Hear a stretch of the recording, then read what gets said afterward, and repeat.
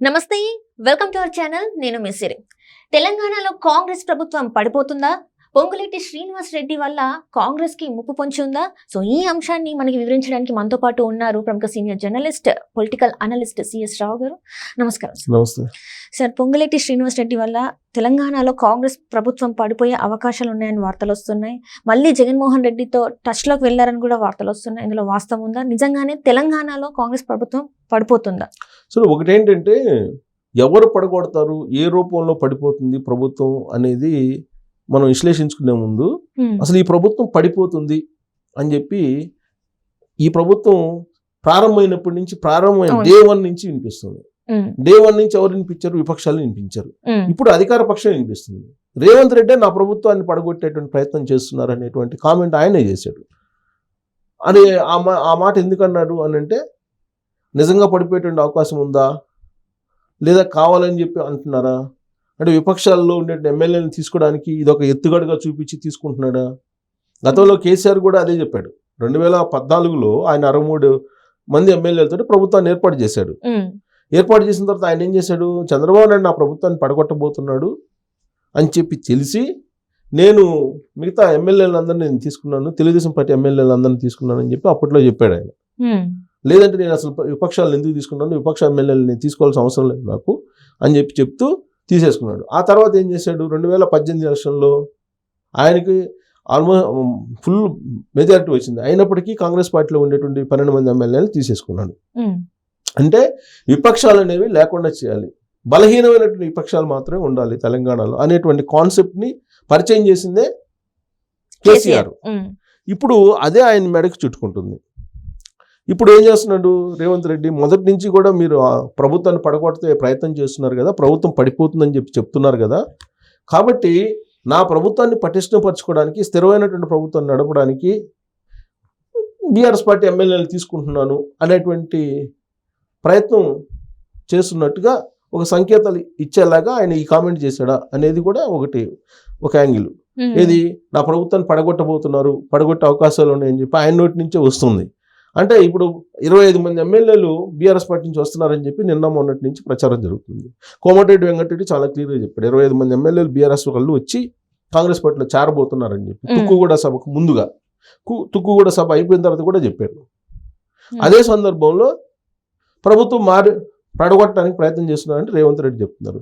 ఇది కేవలం ప్రభుత్వాన్ని, కాంగ్రెస్ పార్టీని పటిష్టపరచుకోవడానికి ఆడుతున్నటువంటి మైండ్ గేమా అనేది ఒక వర్షన్ అయితే, లేదు రేవంత్ రెడ్డి ప్రభుత్వం లోక్సభ ఎన్నికల తర్వాత పడిపోయేటువంటి అవకాశం ఉంది. అంతకంటే ముందే పడగొట్టడానికి కేసీఆర్ ప్లాన్ చేస్తున్నారు.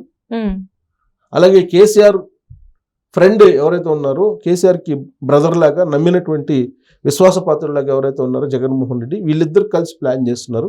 అసలు లోక్సభ ఎన్నికల ముందే పడగొట్టేటువంటి ప్రయత్నం చేస్తున్నారు అనేది ఇప్పుడు తాజాగా వినిపిస్తుంది.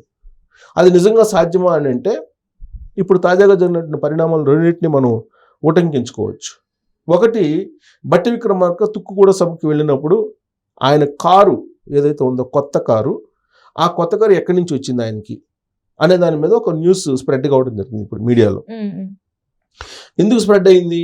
తుక్కుగూడ సభకు ఆయన వెళ్ళినప్పుడు ఆయనకి డయాస్ వరకు పర్మిషన్ ఇస్తూ ఆ కార్కి స్టిక్కర్ ఉంది.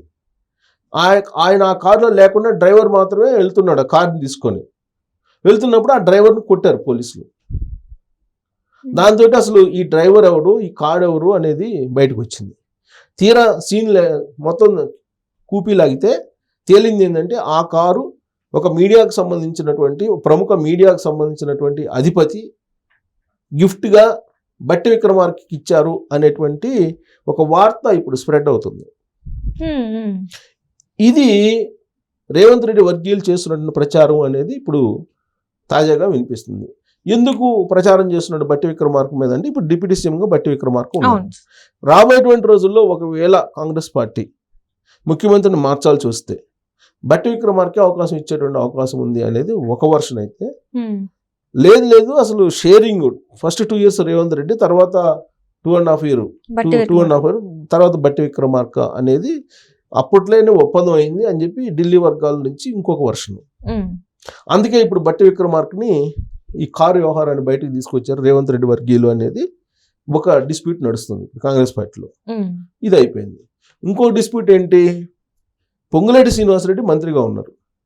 పొంగులేటి శ్రీనివాసరెడ్డి కుమారుడు గత ఏడాది ఏదో స్మగ్లింగ్ పాల్పడ్డాడనేటువంటి ఒక కేసు, పాత కేసు ఉంటే ఆ కేసును బయటికి తీసి ఇప్పుడు దాన్ని తెర మీదకి తీసుకొచ్చారు. ఈ తెర మీదకి తీసుకురావడం వెనక రేవంత్ రెడ్డి ఉన్నారు అని చెప్పేసి వార్తలు వస్తాయి. రేవంత్ రెడ్డి అభిమానులు కానీ రేవంత్ రెడ్డికి సంబంధించిన అనుయాయులు కానీ ఉన్నారు అనేది ఇంకోటి వినిపిస్తుంది. ఎందుకు అటు పొంగులేటి శ్రీనివాసరెడ్డిని ఇటు బట్టి విక్రమార్కు సంబంధించిన విషయాలని మీడియాలో ఈ విధంగా మరో కోణంలో స్ప్రెడ్ చేస్తున్నారు అని ఒక క్వశ్చన్ వేసుకుంటే, పొంగులేటి శ్రీనివాసరెడ్డి రేవంత్ రెడ్డి ప్రభుత్వాన్ని పడగొట్టేదానికి ఒక పావుగా మారబోతున్నాడు అనేది తొలి నుంచి వినిపిస్తుంది. ఎందుకు వినిపిస్తుంది? పొంగులేటి శ్రీనివాసరెడ్డి మీద ఇంతమంది లీడర్లు ఉంటే అనేది అనుకుంటే, పొంగులేటి శ్రీనివాసరెడ్డి అత్యంత విధేయుడు జగన్మోహన్ రెడ్డికి. కాంగ్రెస్ పార్టీలో చేరడానికి కొన్ని రోజుల ముందు కూడా తాడేపల్లికి వెళ్ళి జగన్మోహన్ రెడ్డి ఆశీస్సులు తీసుకొని ఆయన కాంగ్రెస్ పార్టీలో చేరడం జరిగింది. ఎందుకు వాళ్ళిద్దరి మధ్య ఆ విధంగా ఉందంటే, పొంగులేటి శ్రీనివాసరెడ్డి బేసికల్గా పారిశ్రామికవేత్త. ఆయన రాజకీయ ప్రవేశం వైఎస్ఆర్ కాంగ్రెస్ పార్టీ నుంచి జరిగింది. 2014 ఎన్నికల్లో ఆయన ఎంపీగా గెలవడం జరిగింది వైఎస్ఆర్ కాంగ్రెస్ పార్టీ తరఫు నుంచి. ఆయనతో పాటు ఒక 3 ఎమ్మెల్యేలు వాళ్ళని తీసుకొని జగన్మోహన్ రెడ్డి సూచన మేరకు, జగన్మోహన్ రెడ్డి ఆదేశం మేరకు టీఆర్ఎస్ పార్టీలో జాయిన్ కావడం జరిగింది. అంటే కేసీఆర్కి జగన్మోహన్ రెడ్డికి బలమైనటువంటి బంధం ఉంది అనేది అర్థమవుతుంది. సో ఇప్పుడు రేవంత్ రెడ్డి తెలంగాణలో సీఎంగా ఉన్నారు. చంద్రబాబు నాయుడుకి శిష్యుడు. చంద్రబాబు నాయుడు రేవంత్ రెడ్డి ఇద్దరు ఒకటే అనేటువంటి ప్రచారం చాలా బలంగా జరుగుతోంది. ఈ మధ్యకాలంలో వాళ్ళ పేపర్లోనే, పింక్ మీడియాలోనే 2 సార్లు బేగంపేట విమానాశ్రయంలో చంద్రబాబు నాయుడు రేవంత్ కలిశారు అనేటువంటి ఒక గాసిప్ న్యూస్ ఒకటి ప్రచురించారు. సో కాబట్టి రేవంత్ రెడ్డి అనే అతను ఇక్కడ ముఖ్యమంత్రి ఉండకూడదు. ముఖ్యమంత్రిగా ఉంటే చంద్రబాబు నాయుడు కూడా బలపడేటువంటి అవకాశం ఉంది. కాబట్టి మిత్రుడు శత్రువు అన్నట్టు అక్కడ జగన్మోహన్ రెడ్డికి శత్రువు చంద్రబాబు నాయుడు, ఇక్కడ కేసీఆర్ శత్రువు రేవంత్ రెడ్డి. కాబట్టి వీళ్ళిద్దరిని దెబ్బతీయాలంటే వాళ్ళిద్దరు ఇంకా దగ్గరగా జరిగారు. ఎవరు? కేసీఆర్ అండ్ జగన్మోహన్ రెడ్డి. సో వాళ్ళిద్దరూ ఒకటయ్యి ఇప్పుడు ఏం చేయబోతున్నారు? ఖచ్చితంగా ఇక్కడ ప్రభుత్వాన్ని పడగొట్టాలి తెలంగాణలో. పడగొట్టకపోతే రాబోయేటువంటి రోజుల్లో జగన్మోహన్ రెడ్డి నీకు కూడా ఇబ్బంది అనేటువంటి ఒపీనియన్కి వచ్చిన తర్వాత వీళ్ళిద్దరు కలిసి ముందు రేవంత్ రెడ్డి ప్రభుత్వాన్ని పడగొట్టాలి అనేటువంటి ఒక నిర్ణయం తీసుకున్నారు. దాని ప్రకారమే పొంగులేటి శ్రీనివాసరెడ్డిని ఇప్పుడు తమ వైపు తిప్పుకునే ప్రయత్నం చేస్తున్నారు అనేది ఒకటి వినిపిస్తుంది. సరే, అది రకరకాల వర్షన్స్ వినిపిస్తున్నాయి. ప్రభుత్వం పడిపోతుంది అనడానికి. అసలు వీళ్ళు తీసుకొని ఏం చేస్తారు పొంగులేటి శ్రీనివాసరెడ్డిని? సరే, పొంగులేటి శ్రీనివాసరెడ్డి బీఆర్ఎస్ పార్టీ పంపిస్తే బీఆర్ఎస్ ఏమన్నా అధికారంలోకి వచ్చే అవకాశం ఉందా? లేదు. పోనీ వైఎస్ఆర్ కాంగ్రెస్ పార్టీ తీసుకుంటే అవకాశం ఉందా? లేదు. మరి ఏం చేస్తున్నారు అని అంటే, ఇండైరెక్ట్గా ఎన్డీఏలో భాగస్వామిగా ఉన్నటువంటి జగన్మోహన్ రెడ్డి ఎన్డీఏకి అప్పచెప్తున్నాడు, అంటే బీజేపీకి అప్పచెప్తున్నాడు పొంగులేటి శ్రీనివాసరెడ్డిని. బీజేపీకి అప్పచెప్తే బీజేపీ ఒక ఏక్నాథ్ షిండే లాగా పొంగులేటి శ్రీనివాసరెడ్డిని రాబోయే రోజుల్లో ఉపయోగించుకొని ఈ ప్రభుత్వాన్ని పడగొట్టే అవకాశం ఉంది అనేటువంటిది ఇప్పుడు జరుగుతున్నటువంటి తాజా చర్చ. అది లోక్సభ ఎన్నికల ముందా లోక్సభ ఎన్నికల తర్వాత అంటే బహుశా లోక్సభ ఎన్నికల తర్వాతే ఉండొచ్చు.